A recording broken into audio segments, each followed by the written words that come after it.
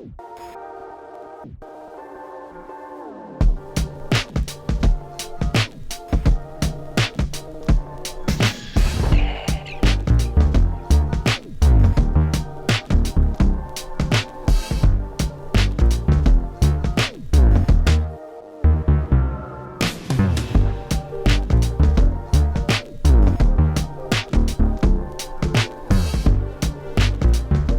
guys, so we have a leather bag right here that I want to showcase to you guys.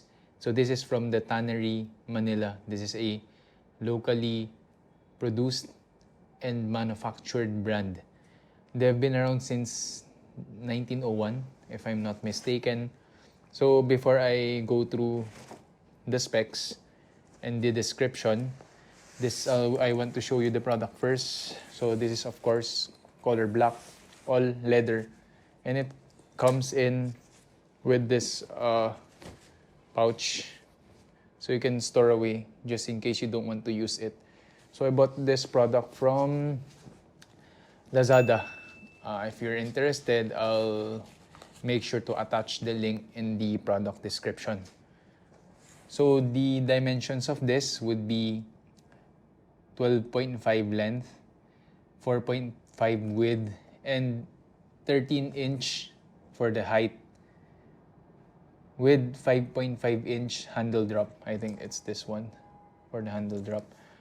So this specific variation is called Narciso. So I think it comes in different colors. They have brown, but we got the black one.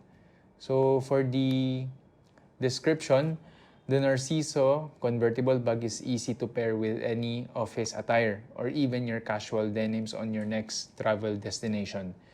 This unisex bag can be carried multiple ways, no matter how you choose to wear this. Roomy carry-all top size closure will secure all your belongings inside.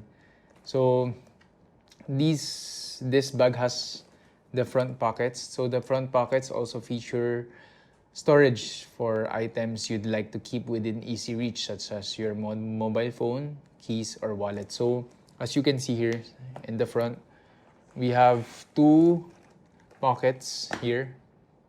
So it's magnetic. If you can hear, it's magnetic. How durable this magnet will be, but it's for the space. This one would be the space. Okay, so the brand is right here. You'll see the brand Tannery, Manila.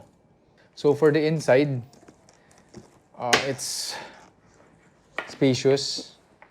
Later we'll do a demo on this. It has two pockets, a zipper inside, and a small pocket for your other stuff.